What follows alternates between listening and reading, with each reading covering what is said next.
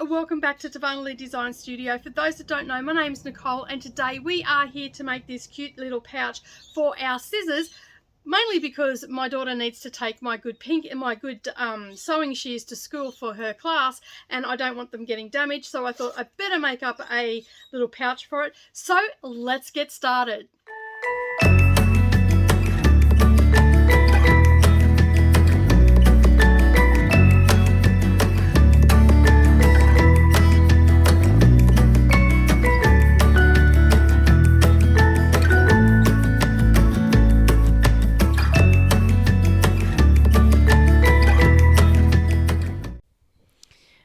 Okay, so we are going to need several things today. We're going to need our fabric and inner facings. You'll need an exterior fabric. You'll also need a lining fabric. You're also going to need some stabilizers, as I said, or inner facings. The Shapeflex 101 and fusible fleece. I use Matilda's Own, that's my favorite brand. You're also going to need a zipper about 14 inches long would be a good size, or longer. You're going to need a rotary cutter, a pen, some thread snips. You're also going to need a quick unpick just in case, you never know, a zipper foot for your machine, some wonder clips, an ironing pad and an iron. You're also going to need some quilting rulers as well in various different lengths. Alright, so I'm going to set this stuff aside and we're going to get started. Take your lining fabric and you're going to make we're basically going to cut our template. So you're going to take your ruler and at one side you're going to measure up 3.5 inches and make a mark. Then you're going to go to the other side and you're going to measure up about 5.5 inches. Not about, you're definitely going to measure up 5.5 inches and make a mark. Okay, once you've done that, then you are going to basically join the dots, and that's going to give us our angle. So grab your longer ruler and you're going to place one end at the 5.5 inch mark and the other end at the 3.5 inch mark. And basically you can draw a line or you can just cut it straight away with the rotary cutter, whichever you find easier to do.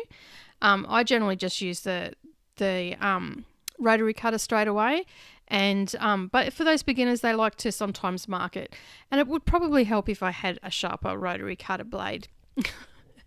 Note to self, change that blade. Alright, so once you've got that, you're just going to get your remaining piece of fabric and you're going to take the piece that you just cut and we're going to use that as a template, but we want it to be the opposite. So we'll flip that over. Okay, and basically what's going to happen is that will give us two pieces that are opposing each other, because we need that to join. When we join them together, we need them to be opposite to one another when we sew it all together. Hopefully that makes sense. It will in just a moment. Okay, so once you've done that, make sure that everything is lining up properly before you cut your angle. And as you can see, I'm just putting my ruler on there and then I'm just lining that up at the edge of that angle and then cutting that off straight away. Get rid of your leftovers, you don't need that anymore, and now you have two pieces. What we're going to do next is we're going to cut it at 10.25. So we're going to measure along our long bottom end 10.25. Okay, and then we're just going to, I just make a mark because sometimes I find the ruler might move as I slide it up, and then we're just going to slide it up and we're going to keep our short end on that 10.25. And then we'll make a little mark up the top, or you can just grab your rotary cutter at this point and cut that excess off. And I always cut a little bit bigger just so I've got enough wriggle room there. So we've got our two pieces, we can set that aside. You're going to repeat that for your exterior fabric, and you're also going to repeat that for your fusible fleece and also your Shapeflex 101.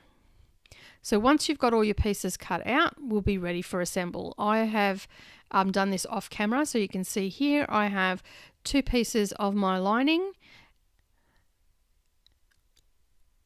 and you can see that they are now opposite ends. With the right sides facing up, they are opposite to one another, and the same again for our exterior fabric. Alright, so set one set aside and we're going to install our zip.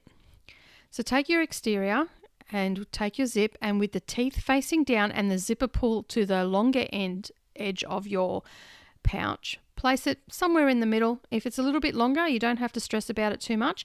Grab yourself a couple of clips and pop them on. And then we're going to take our lining fabric, which has to be right sides facing down. So I've got the wrong one here. I've just got to grab my other one, and with the right sides facing down. Okay, so both our right sides are touching each other, okay? And our zipper teeth are facing down to the exterior. Then we're just going to clip that together, like so. And you can see there, right sides are touching. And we're going to head over to the sewing machine and we're going to stitch down. But you'll need to put your zipper foot on first, and then you can stitch it down. That way it won't have any trouble. Okay, so we've stitched that down, and I forgot to tell you to reverse at the beginning at the end, so make sure that you do that. Then we're just going to pull those over on one another. Okay, so the wrong sides are touching, and I'm just going to finger press this down, and then we're going to head back over to the sewing machine and top stitch that down. All right, so that is now done. Now what we need to do is add our other pieces. So with the right side of the exterior facing up and the zipper teeth facing up, we're going to get our next exterior piece and face that down. So the right sides are touching each other, and I'll clip that into place. So you can see here, I'm just clipping that in, and that's going to hold it. I'm just going to flip that over. So now I've got my lining fabric facing me with the pretty sides facing up, and now I'm going to put those right sides together and just clip that, and making sure that my all my raw edges are aligning up. Okay, once we've got that clipped in place, we're going to head over to the sewing machine again, and we're going to do exactly the same thing, reversing at the beginning and at the end. All right, so we've done that. We're going to clip off our threads. Once that's done, we can now open that up and give that a good finger press, and then we'll get our other side of our exterior, and you can see here it's all open up, and we're going to top stitch that down. I like to just make sure that everything is all out of the way, especially the lining, because that's what we're going for, to keep that lining away from that zip so the zip operates properly.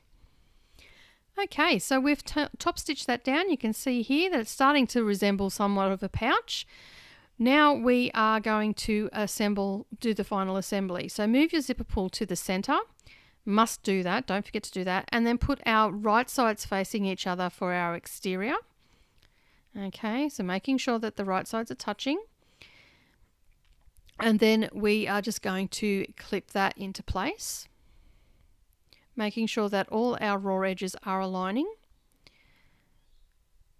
And use as many clips as you need to use. Okay, don't be shy, you've got plenty of them. Now when we come to this, we're just going to our zip, we're just going to trim that excess off. So I'm just going to grab my scissors, and I'm just going to trim that off, and that gets rid of that. And then I'm going to do exactly the same at the other end. And this is why I like to have a little bit of a lengthy zip. So it gives me that little bit of wiggle room to play around with, so I can, I don't end up putting the zip in the wrong place. All right, so now we're going to put our lining together, but we need to leave an opening. And basically I'm just going to draw that in place just here. And then I know that I've got to leave that open, and then I can clip the rest of the bag. And I'm just going to go all the way around.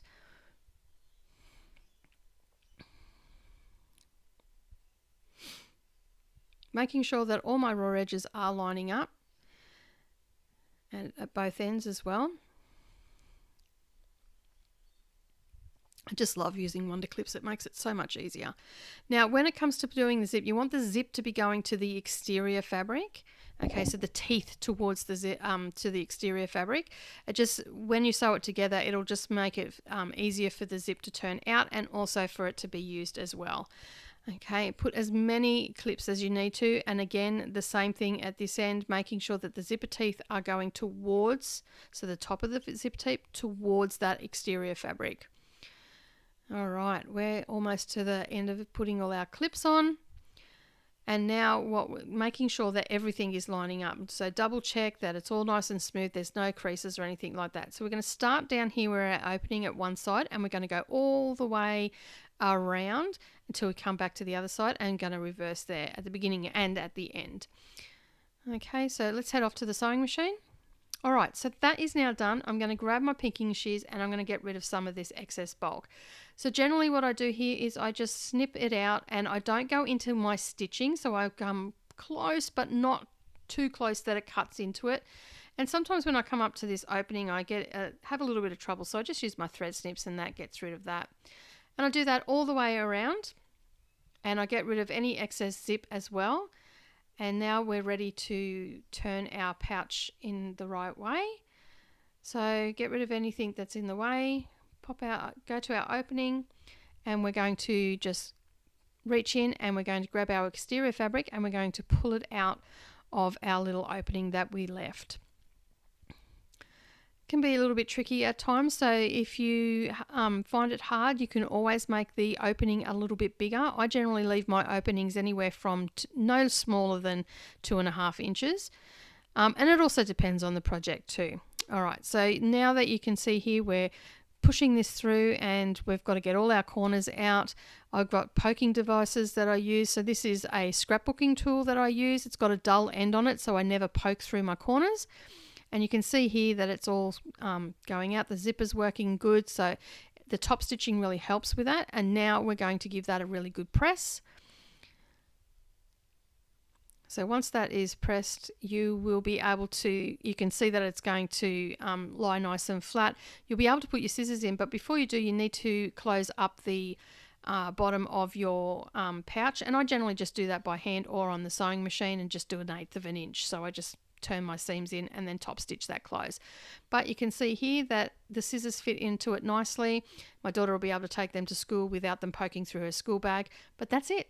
Well, thank you so much for joining me today. I do hope you enjoyed making your little scissor pouch. Now you can travel with your scissors wherever you go, and it'll keep them nice and safe. You can put foam and stuff in this, but I just use the fusible fleece because it's nice, quick and easy, and I've always got scraps of that laying around.